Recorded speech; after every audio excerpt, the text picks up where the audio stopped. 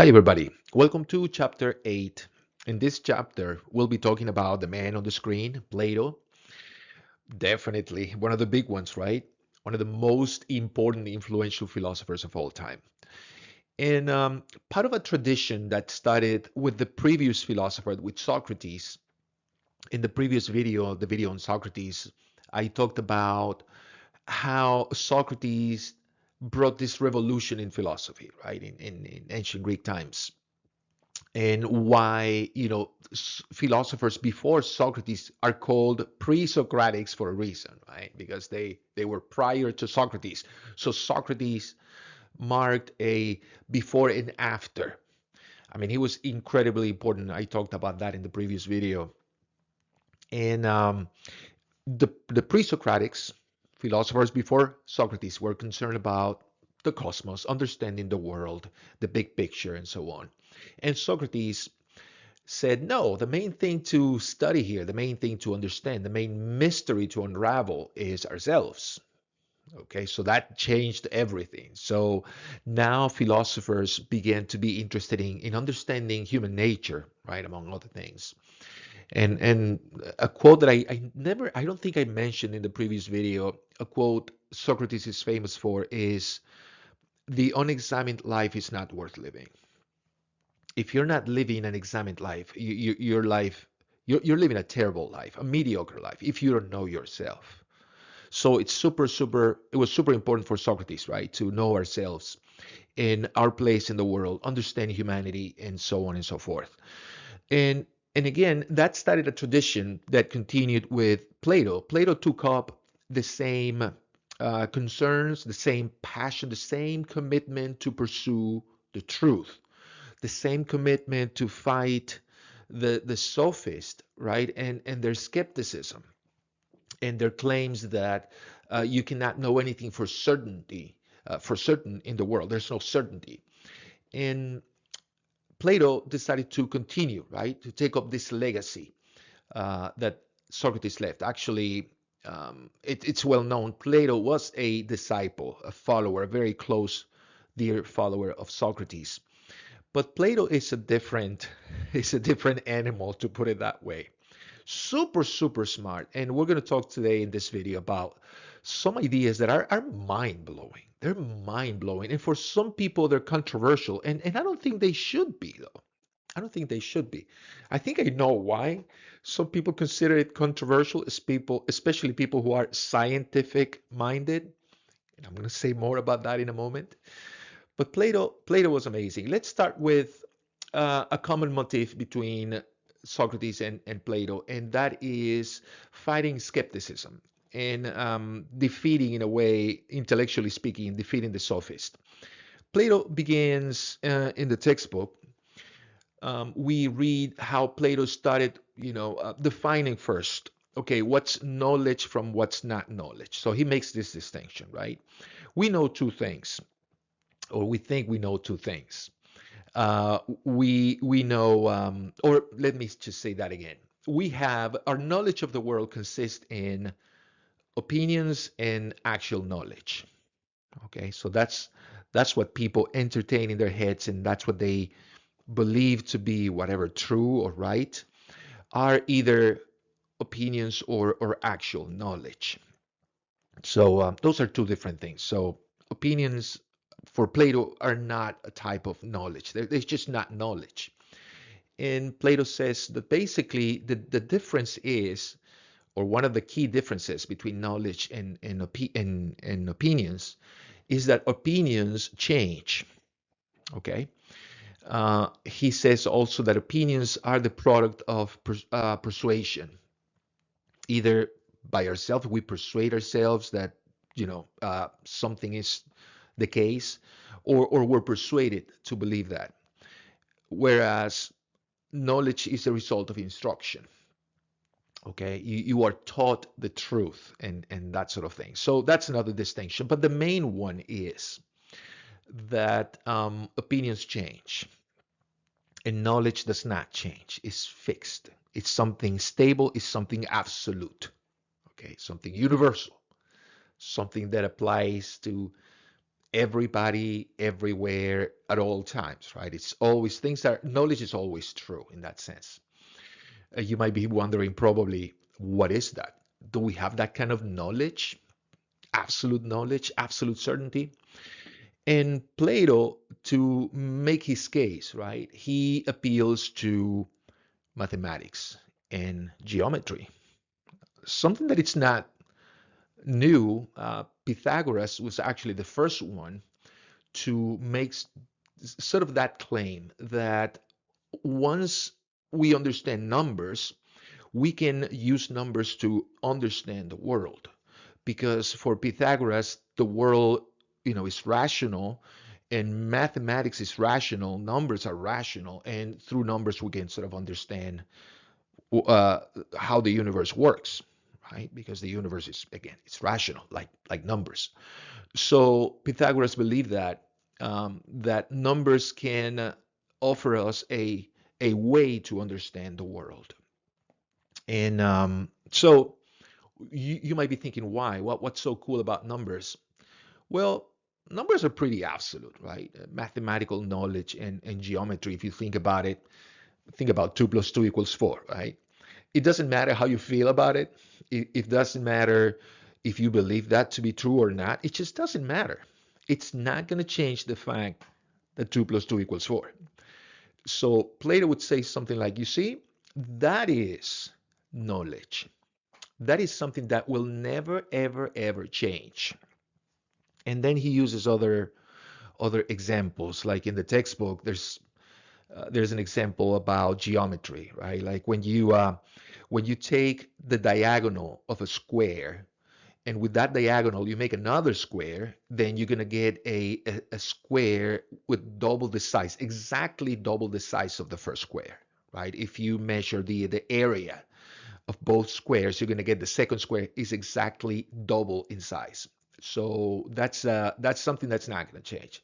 And I can say more things. For example, triangles. Okay, if you add all the angles of any triangle, the sum will give you 180 degrees, right? If you're measuring the triangle in degrees, maybe you can measure them in other ways, but the way we do it, it's in degrees. So if you add the angles of a triangle, it's gonna equal 180 degrees, always.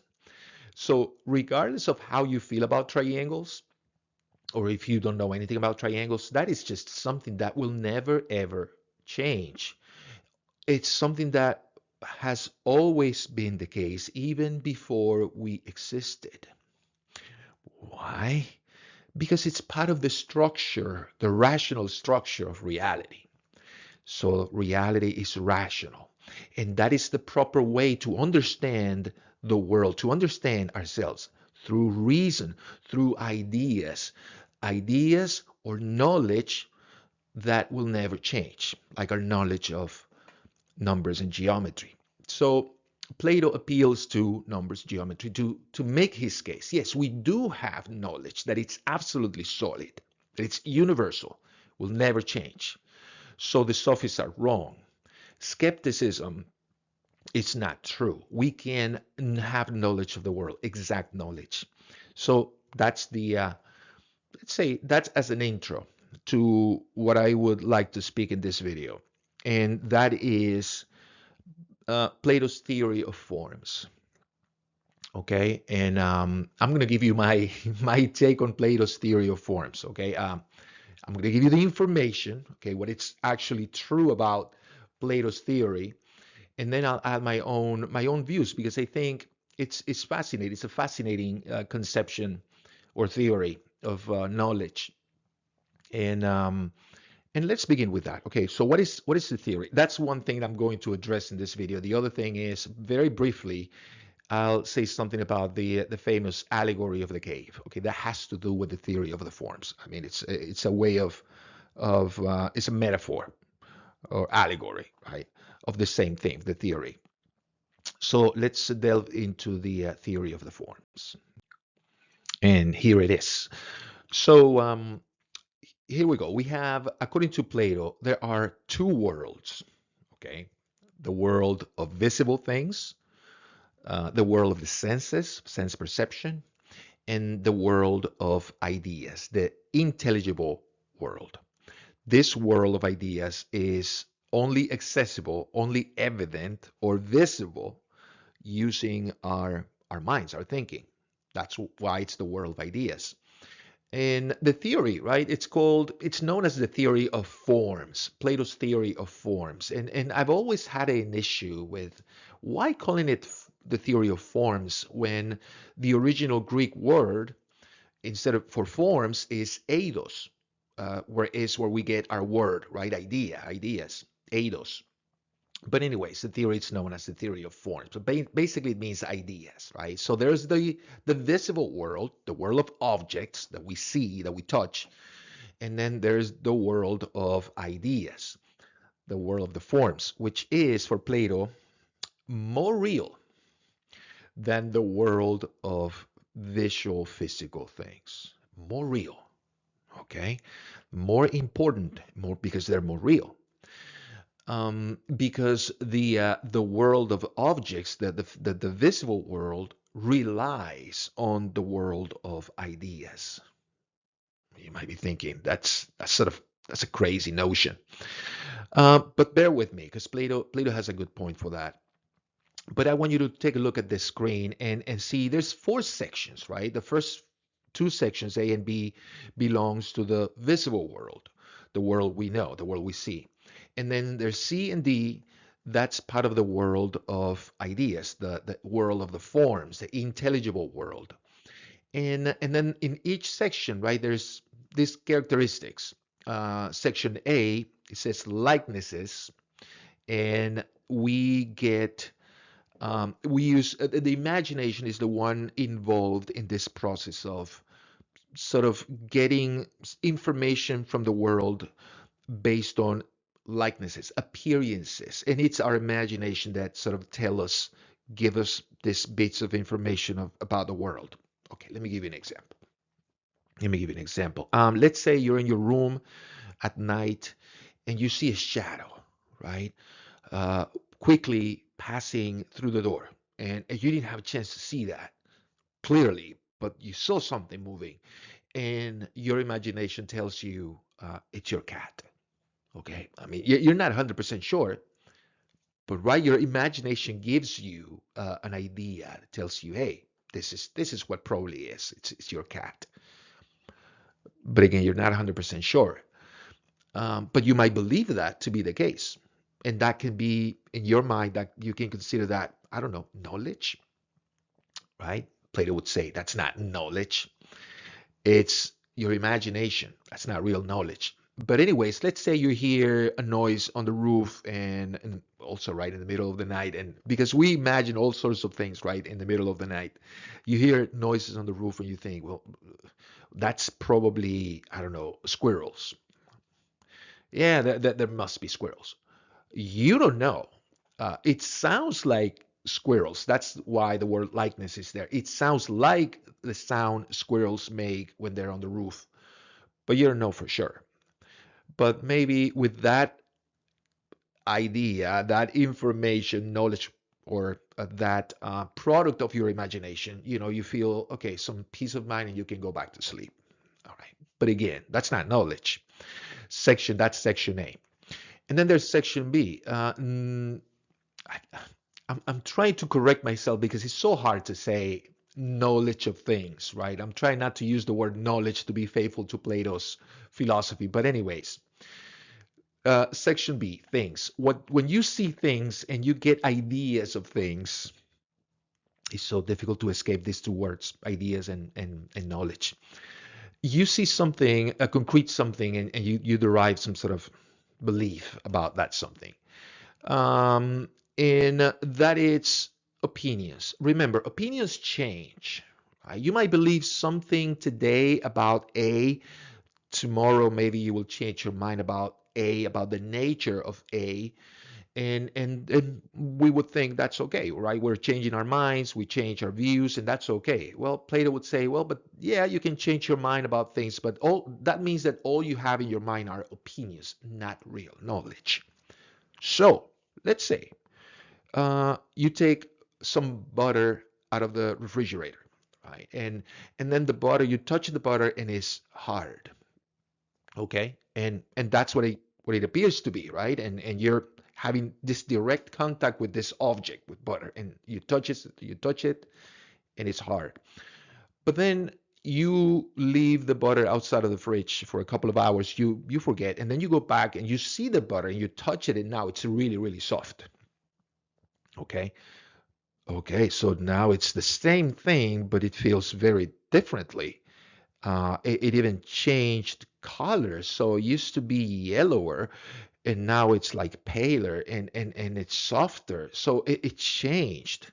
So your um, belief about butter was one thing 2 hours ago, and now it's a different thing.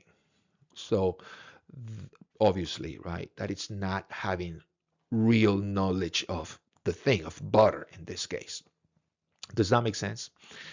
So Plato would say, yeah, you see, those two things, that's why A and B are not knowledge. About B, about things in concrete, visible things, you can only have opinions.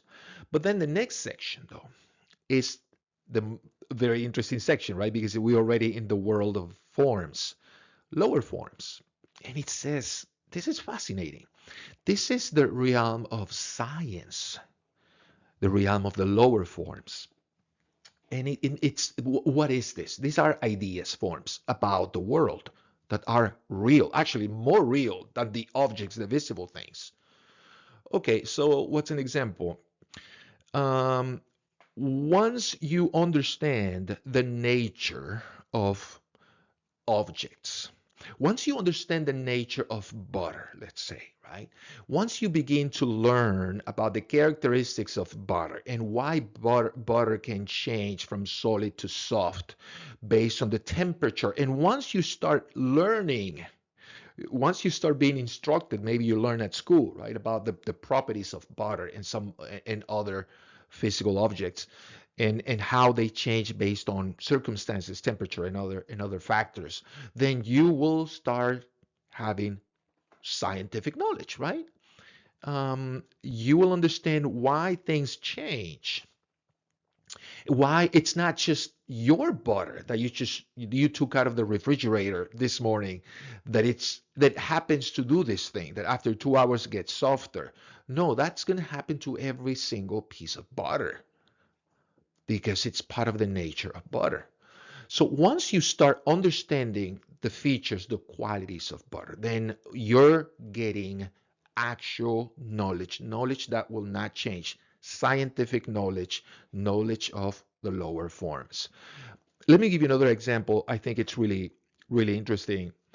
Um, Doctors, okay, physicians, they go to school to learn about the body, right, about our biology. What they're learning is the form of the body, of the human body, right? Physiology. They're understanding the essence. That might be another good word um, to use instead of form or idea, the essence. So, doctors, when they're being trained, they're learning about the essences, the form of the human body. And once they know that, once they have that scientific knowledge, they understand um, the nature of bodies, and they can treat any single person of a typical, health condition, and they would know exactly how to treat that condition and how to make the person feel better. So think about that for a moment. A doctor, if you go to the doctor for the first time because you have a headache and you have some symptoms, and the doctor has never seen you, never ever. So it's the first time your doctor sees you. He has never even touched you yet, but because he has knowledge of the human physiology and biology, based on your report, on your symptoms, the doctor will know what's wrong, what condition you have, and how to address that condition, how to heal you, what the right medication is, and so on and so forth. Without knowing you personally, he does not have to know you personally because he has knowledge of the form of the body, scientific knowledge. right? And that knowledge, the knowledge of our physiology and our biology is the same in every single person. So the doctor does not have to study your physiology in particular, your body, because he already knows um, the form, the essence of our bodies. So isn't that amazing? Scientific knowledge, right? It shouldn't be controversial.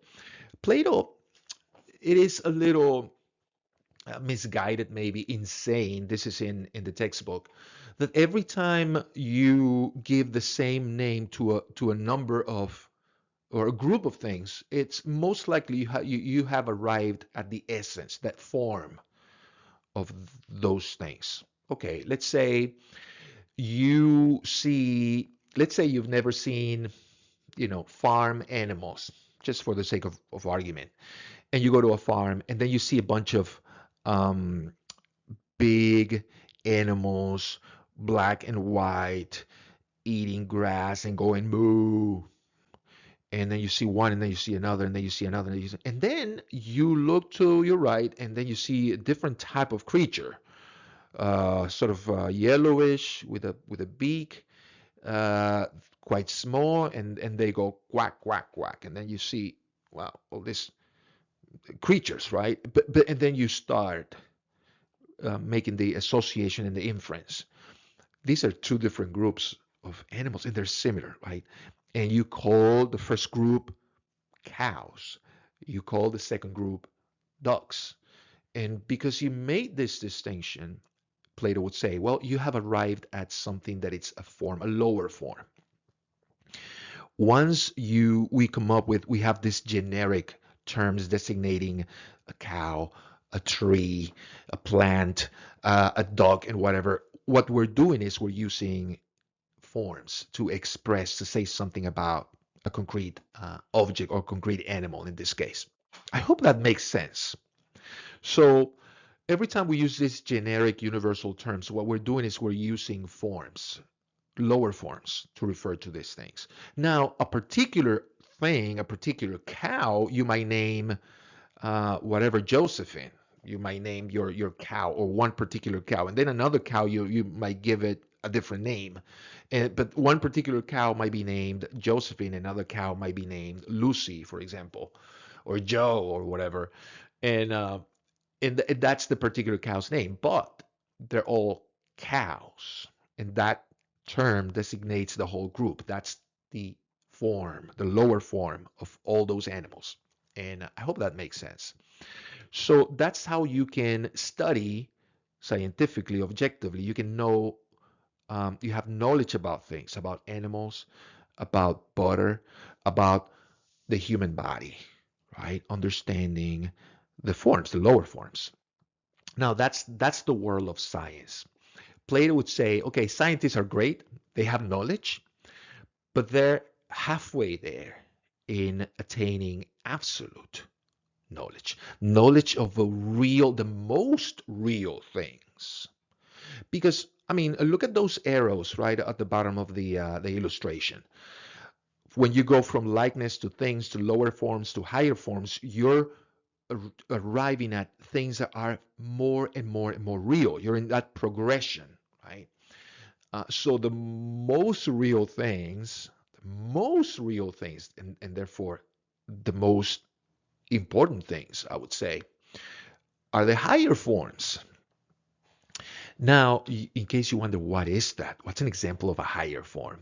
Well, textbook gives you some examples, but for example, it says here piety, beauty, morality, justice. We all believe that these things are real. Let me give you a couple of concrete examples. Time. Okay, is time real? Does time exist? You might be telling yourself, no, of course, time is real. It exists. Okay, so real in what way? Like, do you see time? Do you feel time? But if it's about feeling, it should be subjective, right? But it seems like it's time is not subjective. What is it? I think it was St. Augustine, the theologian and philosopher, who said, I know exactly what time is, but don't ask me to define it. Quite a challenge, right? What is it? Okay, whatever it is, most of us think it's a real thing. But a better example, love. Love, guys. In my class, when we're discussing Plato's theory, I tell my students, please raise your hand if you believe love is real. It's something that it's real, that exists in the world. Right? Everybody raised their hand. And I'm like, okay, well, so you all believe love is a real thing. Love exists. Yeah, oh, yeah, yeah. Of course. What is it? Uh, and yet we know that it's super important. Love is extremely important. The people, students, for example, and people, and I'm sure maybe you've heard people saying these kind of things, or maybe you have said it yourself, that love moves the world. Love is what actually make things happen in the world. Without love, we wouldn't do anything, right? Because that's the motivation for us to do anything. We love a great life, so we go to school to pursue a career and live a good life. That's our desire, right? And because we love those things, we love the idea of living a peaceful, prosperous life, and then we pursue that. Um, and we start relationships, we start families, we build things out of love. There's so many. I mean, I know so many examples, but think of nonprofits, for example. If you if you're familiar with a nonprofit, the story is pretty much always the same. Somebody started a nonprofit out of love because somebody lost a family member to cancer, let's say, and then they started this nonprofit, this foundation to fight cancer. There's this man who started this foundation, Tunnel to Towers, a huge nonprofit now. It's huge. I see the television ads all the time. And this guy lost his brother. His brother was a firefighter, and he died in 9/11. And he was obviously crushed, right? And by the loss of his brother. And and he loved his brother so much, and he felt so terribly about the tragedy that he decided to do something out of it. And he started this nonprofit to help veterans and injured um, first responders and so on. So it's a huge thing, and he has helped so many people, and it's just huge. I mean, I can give you more and more examples. St. Jude Cancer Research Hospital. All these things started out of love. Somebody felt love for somebody else or went through something difficult, and they started something important. So love started everything, all these organizations. And okay, are we going to be skeptical about love? Are we going to say, no, love is just a social construct? No, love is just an idea in people's head. It's just subjective. Like, really? Love can do all these things, and we're going to say it's just a subjective thing. It's not like a real thing. Well, Plato would say the opposite. Plato would say love is more real than the things you can see. Because probably the things you're seeing right now, were produced out of love. Oh, friends, I had this, I don't know, revelation one day, a few years ago, several years ago now. I used to live in a beautiful apartment community. Beautiful. Not too far from here, from my office. And boy, one day I remember I got home from work, and I parked my car, and I don't know why I started looking at the community. I started looking at the trees, and it was so beautiful. Like I started like really enjoying and admiring, the whole design. The buildings were just in the right place. The trees, some water fountain, and looking at the whole thing was just a beautiful work of art. It was just so beautifully designed. And again, everything was in the right place. The trees, the shade that the trees gave on the building, it was just incredible. And then this was the realization. I thought, gosh, before this community existed, before this beautiful thing existed, it existed in someone's mind. It did. In an architect, engineer, somebody had the whole idea in his head, most likely. Maybe worse, the product of two or three heads, doesn't matter. But it started in someone's head. We should build a community here, and we should have buildings and with this layout, and we should have trees in between and so on.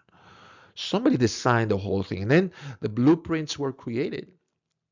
That's pure ideas, right? That's not the concrete thing. The concrete thing came later when the community was built. So, I mean, please think about this. And this is, to me, this is really, really important and really insightful about Plato's theory of forms. Before the community existed, before anything existed, the idea of it existed priorly. Anything. Look around. Look around. Look at anything. Textbook. I'm looking at the stapler.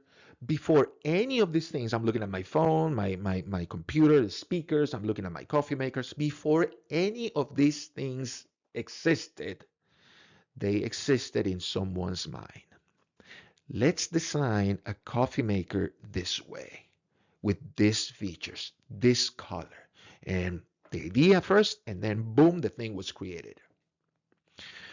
And here's the question. Are we going to be skeptical about the reality of those ideas, the ideas that existed before the concrete things? Are we going to say those things are not real? They don't really exist? Plato would say those things, those ideas are far more real than the concrete things.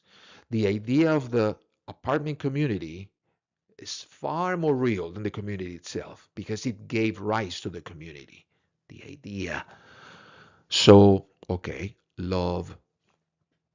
We're going to be skeptical about love? Like, really? We're going to be skeptical about justice? We're going to be skeptical. That's something we all feel, right? We all feel justice is a real thing.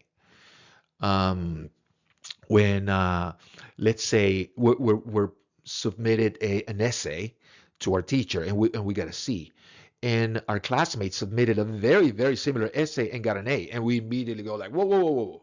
Okay, there's something wrong here. What's going on? You go and confront the teacher because you feel like there's an injustice has been committed against you, right? I mean, we feel outraged immediately because we all recognize when there's justice and when there's injustice. We all do. Okay, so are we going to say justice is not real? It's just an idea in our imagination. Again, Plato would say no, no, no, no. Justice is a real thing. Think about how the buildings, the courthouses, the whole legal system modeled after an idea, friends, the idea of justice. The idea of justice produced, created all these institutions, all these laws, all these systems, all these professions. Whether that it's a lawyer or a judge, all this bureaucracy was created by an idea, the idea of justice. Are we going to be skeptical about justice? We're going to say, no, that's not really. What do scientists say about justice? What do scientists say about love? What do scientists say about time? What do they say about it? Do they study those things scientifically? Of course not, because it's a different thing. It's a different realm. Yeah, it's section D. We're dealing with other things. Yeah, those things are cool. They're important. Love and beauty. That's another one. That's a huge one. Beauty. Uh, it's funny when I hear people saying, "Oh, that's subjective." Beauty. I think we all recognize beauty when we see it. There's some element of subjectivity in beauty. But anyways, we're gonna say those things don't exist, and you can be skeptical about or I can be skeptical about beauty being subjective or relative, because, for example, that apartment community, it was beautiful. I think, and it was built that way for people to recognize the beauty of it and feel attracted to it and find it appealing and make them go and rent an apartment in this community, right? It was so the aesthetic was something used purposely, right? And so there's some objectivity to beauty, we can say. But anyways, these ideas are real, and yet scientists don't want to study these things. No, that's a different thing. That's not. Philosophers would say that that's not science. That's a different thing. That's metaphysics. Those ideas are metaphysical ideas. What does that mean? Metaphysics literally means beyond physics, right? So those are things that are beyond the physical world. Because again, we're talking about ideas. We should not be concerned about those things. We should not be mindful of those things. Plato would say we absolutely should. We must. These are the most real things. These are the most important things. These are the most important pieces of knowledge that you can have in your head. I mean, it's great to have scientific knowledge, but that's not the whole thing. That's not the whole picture. It's actually a limited, very limited picture. The higher forms is what we should pursue and we should understand. So, boy, so tell me about, I mean, tell me what you think about everything I'm saying. I find this fascinating. You see, people, philosophers today, philosophy professors, they're very dismissive of Plato. They're like, oh, Plato's crazy. He lives in a world of ideas, of forms, and who cares? That's so metaphysical. That is so beyond the real world. But please tell me if what I'm saying, what I'm telling you, uh, does not make sense. All these examples. Before something existed, something that you can see, anything you see around you, before those things existed in a concrete, physical way, form, they existed in someone's minds first. Now you might be thinking, well, so if I imagine a dragon or the so-called perfect spaghetti monster, if I imagine that in my head, I entertain that in my head, is it real? Who knows, right? Can you produce a perfect spaghetti monster? Can you produce a unicorn? Because, okay, Plato might say, well, you know what you're doing is you're in the realm of imagination. Imagine people imagine different things. You're in section A. Your mind, your imagination is just playing these games, right, and creating these creatures, but they're not real. But things that we all know to be real and to be important, to matter: beauty, justice, love, morality. What's there? Yeah, piety. I don't know about piety, but that was important for the ancient Greeks for sure. God. Okay, that can be it. Another idea, right? God. So is God real? Boy. Anyways, I don't want to get there. But but but this is very interesting because in this section D, in the realm of the higher forms, there is room for God, for sure, and for religion, right? And that's the battle today, right? The ideological intellectual battle between people who are scientists and people who are religious, right? Um, and who has the upper hand and who is closer to the truth, to actual absolute knowledge. Based on this diagram, religious people are. Okay, I'm not making the case for religion, and I'm not saying all religious people are right in what they believe. No, that's not what I'm saying. Okay, I'm simply talking about forms, ideas that they're appealing to every single one of us. Right? Peace, another idea, right? Is that real? Peace, and we can go on and on. So let me just finish this video addressing the allegory of the cave that has to do with the exact diagram you're looking at here. So let's do it.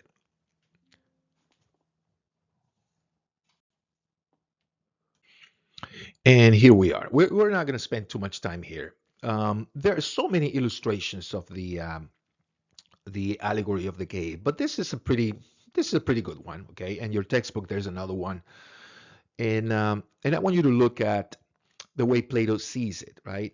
This issue of knowledge, what's not knowledge, what's opinion, what are appearances, and the whole process of attaining knowledge, right, and seeking the truth. He would say, okay, do you see the people in the cave on the left side of the illustration? People who are sitting against the wall and they're looking at shadows. Okay, that's the world. That's pretty much section A, right? When you look at shadows of things, like, and I use the example of the cat, right? You saw something moving in your room and you think that's a cat. Well, you saw a shadow, you know exactly if it's your cat or something like that. Um, and about those things, you can only have, opinions. And then you see the people holding those poles with the figures. That's quite strange, right? I mean, this is really really strange. Who are those people, right? It's the first question I ask myself. It doesn't matter, for Plato. What he's trying to do is he's trying to say, well, those images that these people are holding, those are the concrete objects of perception. About those things we can have opinions. I think that's the way it is explained, right, in the Republic. Regardless, the sun, the fire, is what makes these objects that you see visible. Obviously, right? Obviously, objects are visible to us because of light. Its light is received in these objects.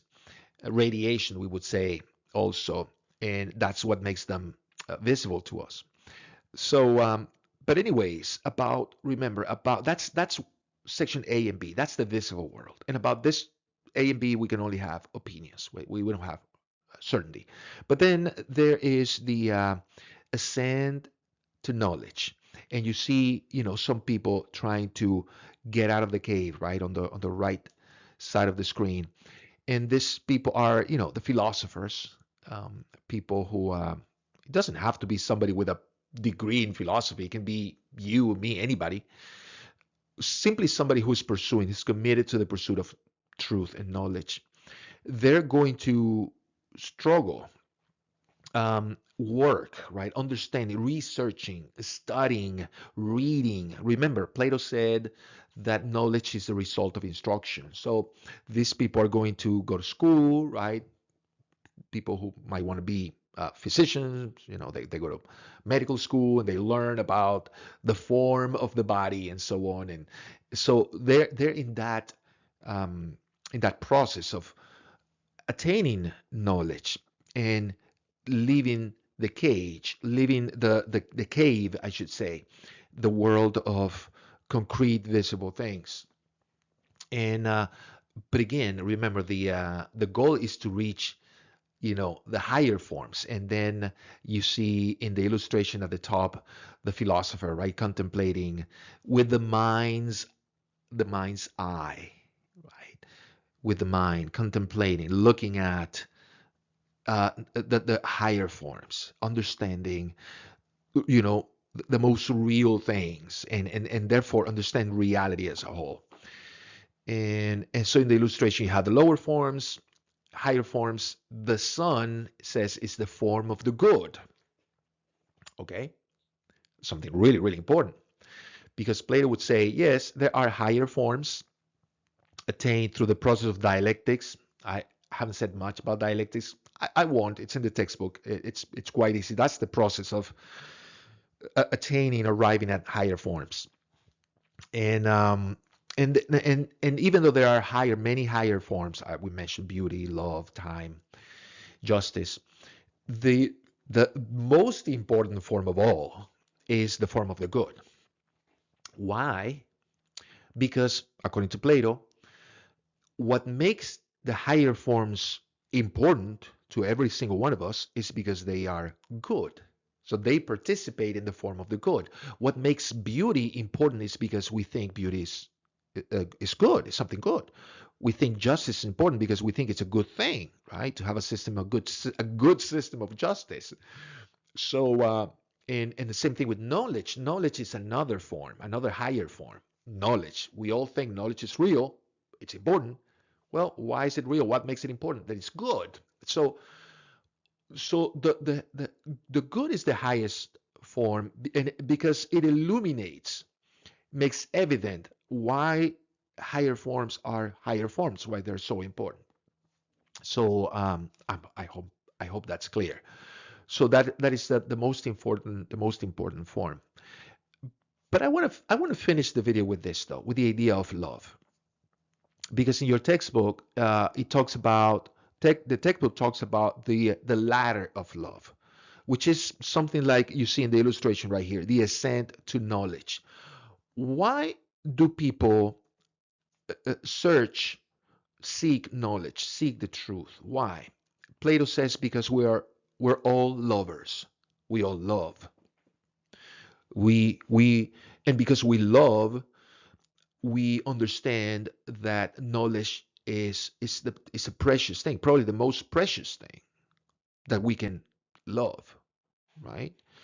Um, and it is because of love for medicine that makes people go to school and study medicine. It is because of your love to love for ideas. In my case, I love ideas, so that's what made me become a philosopher. And some people, it is because of the love of children that people decide to be educators and that sort of thing. So it's all love that makes us pursue knowledge. And we, in the case of an educator, let's say elementary school educator, knowledge of kids, how to instruct kids, and how to make a difference, a positive difference in children's lives. That knowledge is what motivates educators to study, right? And go and become educators. So the motivations might be different, the goals, but it's all everything is moved by the same thing, by love. Yeah, you might think, well, some people don't really care about knowledge. So how about those people? People who, for example, think about homeless people. Okay, I mean, what do they care about knowing anything? They don't care about reading anything, learning anything. Of course, they don't care about school, so they just don't care. And I would say, I would say to that objection, they do love knowledge though. Okay, not all knowledge, but for example, a homeless person would love to know what's what's a good intersection to stand and ask money. They would love to know where are people more generous to to the homeless. They would love to know, right, where I can find food, yummy food, like and get it easily, uh, right? And if they, where will I find a restroom I can use? That information, that knowledge, right, makes homeless people, right, move, right, inquire, hey, or I don't know, or pay attention. Man, maybe this is not the right neighborhood for me. Maybe this is not the right intersection because there's very few cars, driving, very people driving, and so I should maybe look for a different intersection. What is the right intersection? An intersection with a lot of people, a lot of traffic. That's knowledge, right? And they pursue that. So if you think about it, we're all lovers. We all love wisdom. And of course, the more serious, the more committed we are in our pursuit of knowledge, it simply means that the more we love knowledge. And I don't think that's, I don't know, controversial to say. So that's what motivates the philosopher to get out of the cave, to um, pursue real knowledge, to go to school, to learn, to research, to read. It's love, friends, and I said that already. It might be the case, perhaps it is the case that the world moves uh, Because of love. That's it. Well, some people love money, right? And because they love money, they build things to make money, right? And in the end, it's all about love, don't you think? So, are we gonna say love is not real? It's not a real thing. So here we go. I've been asking these questions over and over, which means that I'm already through with this video. I hope that you have given you a fair presentation of the theory of the forms. There's some details about the theory that I don't fully know, and it's okay. I can admit it. But what I have given you, I think it's reliable. It comes from the textbook mostly, but I have added my own insight, right? Like the idea that prior to the building, there was the idea of the building in someone's head. So are we going to say that idea was not important or real? We can probably say it was more real than the real thing. Okay, I said that already. But I do hope you consider these questions because I think, I really believe Plato is not just doing crazy metaphysics. Again, this is how his theory is presented by probably most philosophers today. Like Plato's theory is just nonsense, just too abstract and has nothing to do with the real world. I think it does. I think it does. And I think you see my point. So we have to give credit where credit is due. And Plato, philosophers, I can. This is really cool. Let me just finish with this. Karl Popper, he's a famous philosopher of the 20th century. And his main thing was science. He was a philosopher of science. And he said in one of his books that Plato pretty much discovered um, the world of science with his theory. That's what he did. He discovered science, scientific knowledge, the whole thing, the whole discipline, right? Lower forms. So the world of objective knowledge. Yeah. So okay, that's section 3C. What about D? That's the real deal. No, but that's metaphysics. Yeah, but still, ideas are real. They're prior to the things that they produce. And tell me what you think, okay? And I hope to see you next time in the next video. Bye bye.